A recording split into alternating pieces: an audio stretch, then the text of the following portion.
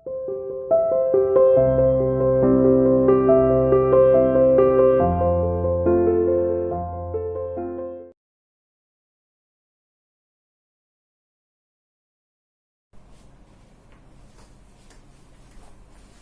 students, how are you? I hope you are fine.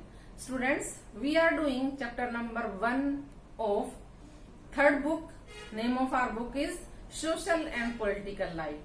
सामाजिक और राजनीतिक जीवन. Name of our chapter is Understanding Diversity. विभिन्नता को समझना. विभिन्नता मीन्स हमारे देश में कितने सारे धर्मों के लोग रहते हैं, कितने सारे, सबकी अलग अलग अपना पहनावा है, सबके अपने अलग अलग रीति रिवाज हैं, सबकी अलग अलग अपनी वेशभूषा है और सबका इतना डिफरेंस होने के बाद भी हम सब एक हैं. हमने इस चैप्टर में अब ये पढ़ा है और हम आगे पढ़ेंगे. तो हमारा पॉइंट ये था, देखिए point 4, what does diversity add to our lives. Diversity हमारी लाइफ में क्या क्या जोड़ती है. 5th point, unity in diversity, विभिन्नता में एकता. 6th, about Ladakh and Kerala, Ladakh और केरला के बारे में. देखिए कि विभिन्नता हमारे जीवन में क्या जोड़ती है. देखिए अगर हम एक ही तरह का खाना खाते रहें तो हम ऊब जाएंगे, एक ही तरह के हम कपड़े पहनते रहें तो भी हम ऊब जाएंगे, एक ही तरह का कलर के कपड़े पहनते रहें तो भी हमारा मन भर जाता है.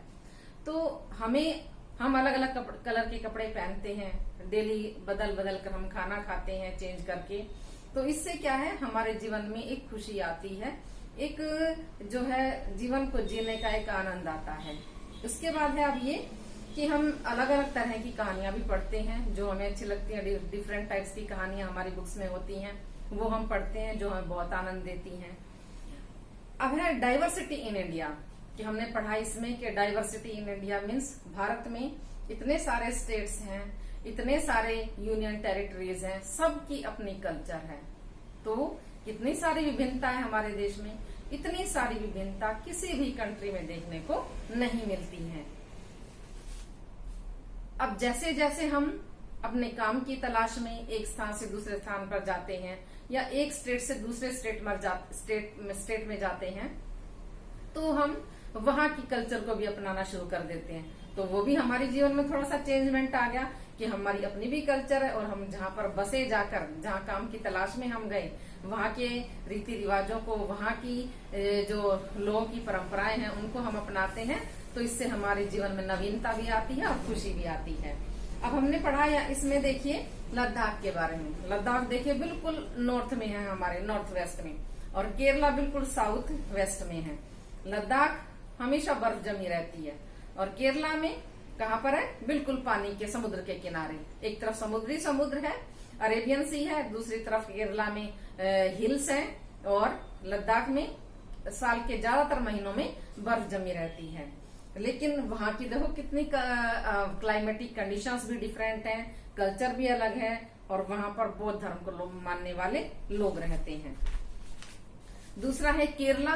केरला देखिए, केरला में माना जाता है कि यहाँ पर जो सेंट थॉमस है, जो 2000 साल पहले आए, जिन्होंने क्रिश्चियन धर्म को फैलाया भारत में, तो वो पहले माने जाते हैं आने वाले सेंट थॉमस, जो भारत में ईसाई धर्म को लेकर आए, क्रिश्चियनिटी को लेकर आए. और केरला अपने जो है मसालों में बहुत फेमस है. वहां पर ऐसी क्लाइमेटिक कंडीशंस हैं, वहां पर मसाले बहुत होते हैं. और जैसे कि हमारे ये मसाले हैं, लौंग है, हमारी इलायची है और डिफरेंट तरह के मसाले जो सिर्फ केरला में ही होते हैं. वहाँ की क्लाइमेटिक कंडीशंस इन मसालों को सपोर्ट करती है कि ये यहाँ पर ज्यादा क्वांटिटी में ग्रो हो सके. उसके बाद है कि इब्न बतूता जो भारत में आए, उन्होंने अपनी बुक लिखी और उसमें उन्होंने मुस्लिम लोगों का वर्णन किया उस समय के 700 साल पहले का. उसके बाद है कि हमारे देश में देखिए सभी तरह के धर्मों को मानने वाले हैं. हमारे देश में इस्लाम धर्म को मानने वाले भी हैं, क्रिश्चियन धर्म को मानने वाले भी हैं, हिंदू धर्म वाले भी हैं, बौद्ध धर्म को मानने वाले भी हैं. और ये सभी लोग जो हैं हमारे देश में रहते हैं और सभी मिलजुल कर रहते हैं. उसके बाद है कि हमारा पॉइंट है यूनिटी इन डाइवर्सिटी, विभिन्नता में एकता। विभिन्नता में एकता का मतलब ये है कि जब अंग्रेज हमारे देश में शासन करते थे तो उन्होंने सोचा यहाँ तो विभिन्न धर्मों के लोग रहते हैं, तो हम इनमें फूट डालकर राज करते रहेंगे, और पहले उन्होंने किया भी ऐसा था। लेकिन जब लोगों ने समझा कि हम चाहे अलग अलग धर्म के हैं लेकिन हम सब भारतीय हैं, तो सब इकट्ठे हुए और उन्होंने सबने इकट्ठे होकर अंग्रेजों के खिलाफ युद्ध लड़ा, और तब जाकर भारत को आजादी मिली। तब लोगों ने कहा चाहे हमारे धर्म अलग है, चाहे वेशभूषा अलग है, चाहे हम कितने अलग हैं, लेकिन हम अंग्रेजों के खिलाफ लड़ाई में सब एक हैं। और इसके बाद में अंग्रेजों को भारत छोड़ना पड़ा और हमें आजादी मिली। अब देखिए स्टूडेंट, इससे आगे हम पढ़ते हैं।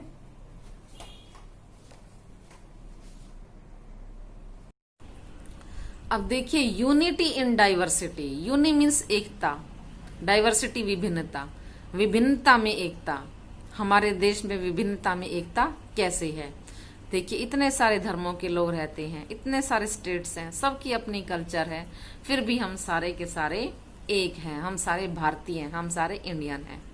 India's diversity has always been recognised as a source of its strength. Bharat की विभिन्नता ने हमेशा इसकी ताकत का स्रोत के रूप में माना जाता रहा है। भारत की विभिन्नता को ये कहा जाता है कि भारत की विभिन्नता ही भारत की एकता की ताकत है। When the British ruled India, जब ब्रिटिश लोग भारत पे शासन करते थे, women and men from different cultural, religious and regional backgrounds came together to oppose them। महिलाएं और पुरुष जो कि अलग अलग संस्कृति से थे, अलग अलग धर्मों से थे, और अलग अलग उनका क्षेत्रीय बैकग्राउंड था, यानी कि उनकी कोई बंगाल से था, कोई बिहार से था, कोई उड़ीसा से था, कोई केरला से था, कोई महाराष्ट्र से, कोई पंजाब, कोई हरियाणा। ये सभी लोग इकट्ठे हुए और उनका विरोध किया। India's freedom movement had thousands of people of different backgrounds in it.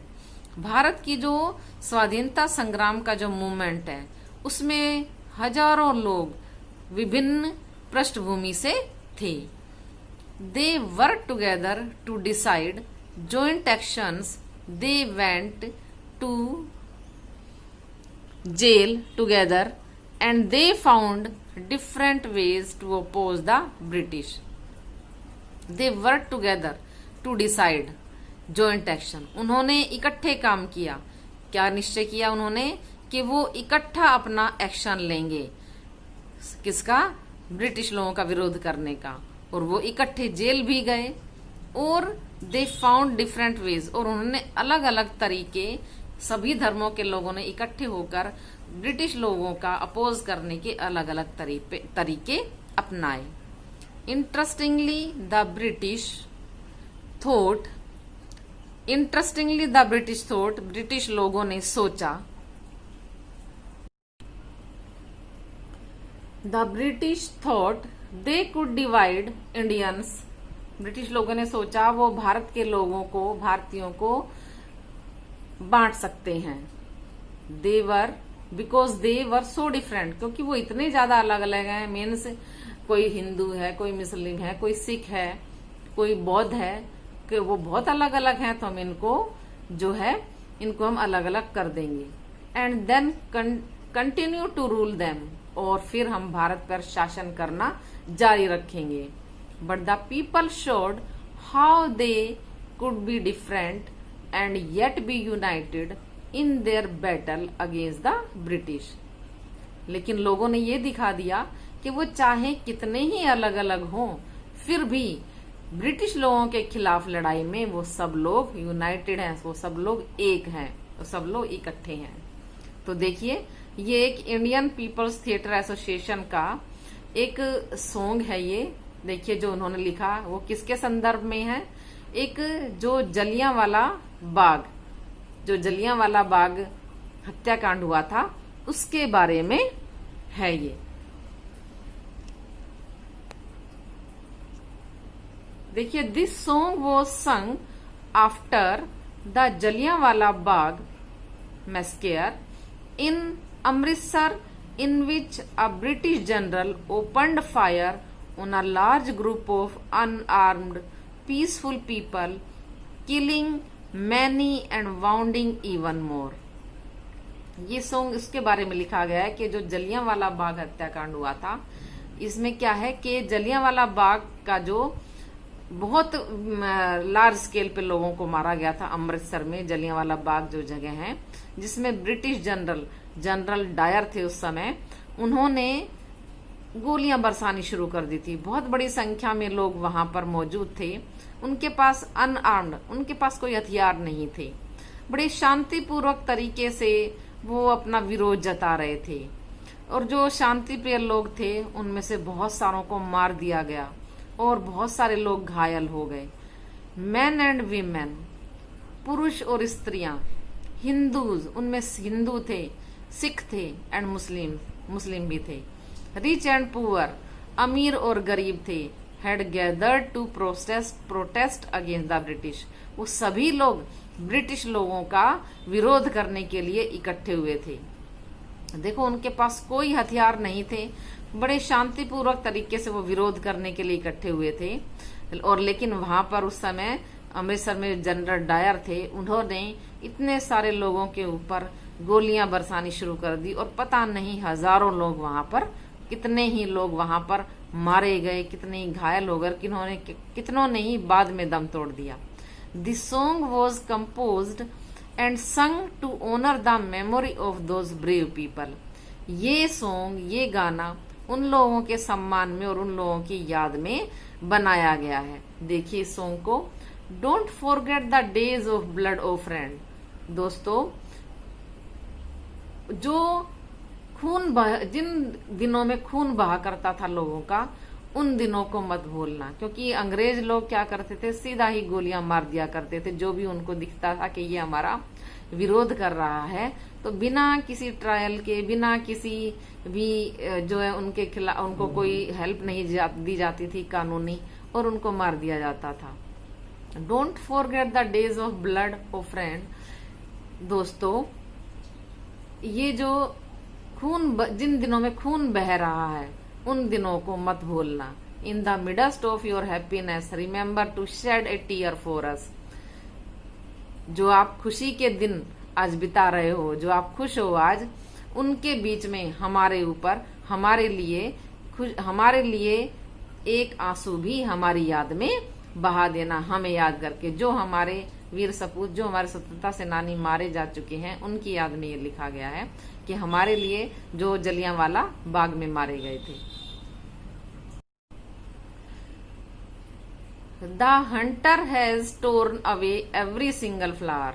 Hunter यहाँ पर कहा गया है ब्रिटिश लोगों को, कि ब्रिटिश लोगों ने हर एक नौजवान को चुन चुन कर मार दिया था।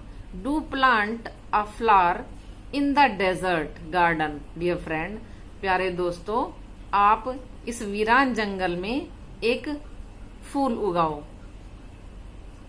Having fallen to bullets we slept in Jallianwala Bagh. इतनी सारी गोलियां खाकर हम इस जलियांवाला बाग में सो गए। Do light a lamp on this lonely grave. O friend, मेरे दोस्त, इस अकेली कब्र पर एक दिया तो जलाओ। The blood of Hindus and Muslims flows together today. जिस दिन जलियांवाला बाग का जो हत्याकांड हुआ था, उस दिन के बारे में कह रहे हैं कि आज हिंदू और मुस्लिम सभी का खून एक साथ बह रहा है। Do soak your robe in this river of blood dear friend. मेरे प्यारे दोस्त, इस खून की नदी में तुम अपने आप को डुबा कर देखो। Some rot in jails while others lie in the graves. जो कुछ लोग तो वहीं पर ही मर गए थे, तो कुछ लोग जो हैं जो घायल थे, लेकिन फिर भी उनको जेल में डाल दिया गया था। कि कुछ लोग जो है जेल में पड़े हुए हैं, घायल हैं, और कुछ लोग तो कब्र के नीचे हैं, मीन्स कुछ लोग तो मर ही गए हैं। Do shed a few tears for them O friend. मेरे दोस्त, उन लोगों के लिए कुछ आंसू बहाओ जो आजादी की लड़ाई के लिए जलियांवाला बाग में मारे गए थे। songs and symbols that emerged during the freedom struggle, जो गाने और चिन्ह स्वतंत्रता संग्राम के समय उभरे थे, serve as a constant reminder of our country's rich tradition of respect for diversity. उन्होंने हमेशा इस संदर्भ में सेवा की कि विभिन्नता में जो हमारा सम्मान है, विभिन्नता के लिए जो हमारे दिलों में सम्मान है, ये हमारे देश की महान परंपरा को दर्शाता है। और इस सभी गानों ने और सभी सिंबल ने इस बात को कंफर्म किया कि हम सभी लोग विभिन्न रहते हुए भी एक हैं। Do you know the story of the Indian flag? क्या तुम्हें भारतीय फ्लैग की कहानी पता है या जानते हो? It was used as a symbol of protest against the British by people everywhere. जब भारत आजादी की लड़ाई लड़ रहा था, उस समय सभी लोगों के द्वारा इस सिंबल को, भारतीय झंडे को ब्रिटिश लोगों के खिलाफ प्रदर्शन करने का एक चिन्ह माना जाता था। जब हमारे देश के लोग ब्रिटिश लोगों के खिलाफ संघर्ष करते थे, प्रदर्शन करते थे, तो इस फ्लैग को लेकर करते थे। In his book, The Discovery of India, Jawaharlal Nehru says that Indian unity is not something imposed from the outside, but rather, अपनी book discovery of India, Bharat एक खोज या भारत की खोज जो जवाहरलाल नेहरू ने लिखी है, उन्होंने ये कहा है कि जो भारतीय एकता है वो किसी के द्वारा थोपी नहीं गई है बाहर से, बल्कि हमारे अपने अंदर, हमारे दिलों में भारतीय एकता की भावना है। चाहे हम कितने ही अलग हो, फिर भी हम सभी एक हैं। उन्होंने डिस्कवरी ऑफ इंडिया बुक लिखी है, भारत की खोज, जिसमें अलग अलग चीजों को उन्होंने दर्शाया था। It was something deeper and within its fold the widest tolerance of belief and custom was practised and every variety acknowledged and even encouraged. उन्होंने लिखा कि ये जो हम विभिन्न धर्मों के लोग रहते हैं साथ में, ये जो हमारी भावना है, एकता की भावना, ये हमारे दिलों में बहुत गहरी है, बहुत नीचे तहों तक है ये कि हम सभी धर्मों के साथ टॉलरेंस के साथ, सहनशीलता के साथ रह सकते हैं। हमारे विश्वास बहुत अच्छे हैं, हमारे रीति रिवाज ऐसे हैं कि हम हर तरह की वैरायटी को, हर तरह की अलग अलग धर्मों के लोगों को अपना सकते हैं और सबकी अपनी अपनी पहचान भी कायम है। और सबको इस बात से साहस मिलता है कि हम चाहे कितने ही अलग हैं, लेकिन फिर भी हम सब एक हैं। इट वॉज नेहरू, ये नेहरू ही थे, हु कोइंड द फ्रेज, जिन्होंने एक वाक्य लिखा, जिन्होंने एक हमें कहावत दी, यूनिटी इन डाइवर्सिटी, विभिन्नता में एकता, to describe the country, Bharat को दर्शाने के लिए। नेहरू जी ने भारत को दर्शाने के लिए हमें ये एक स्लोगन दिया कि यूनिटी इन डाइवर्सिटी, भारत में इतनी विभिन्नताएं होते हुए भी एकता है। हम इतने सारे धर्मों के लोग, इतने सारे रीति रिवाजों को मानने वाले लोग इकट्ठे रहते हैं, ऐसा बहुत ही मुश्किल है, किसी भी देश में इतने सारे धर्मों को मानने वाले लोग नहीं रहते हैं। India's national anthem composed by Rabindranath Tagore is another expression of the unity of India। जो रविंद्रनाथ टैगोर ने जो नेशनल एंथम लिखा था, वो भी भारत की एकता को दर्शाता है। In what way does the national anthem describe this unity? कि आप ये सोचो कि किस तरह से जो हमारा नेशनल एंथम है हमारे देश की एकता को कैसे दर्शाता है। अब जब हम नेशनल एंथम गाते हैं तो उसमें देखो हम बोलते हैं ना, पंजाब, सिंध, गुजरात, मराठा, द्राविड़ी, उत्कल, बंग, मीन्स सभी हमारे, अधिकतर हमारे राज्यों के नाम आ गए हैं और वो हमारा नेशनल एंथम में भी कहा गया है कि हम सभी एक हैं। तो स्टूडेंट्स, आज हमारा ये चैप्टर फिनिश हुआ। अब हम आगे इसके क्वेश्चन आंसर्स करेंगे। इसको ध्यान से पढ़िएगा और बहुत अच्छे से समझना इसको। Thank you and have a nice day.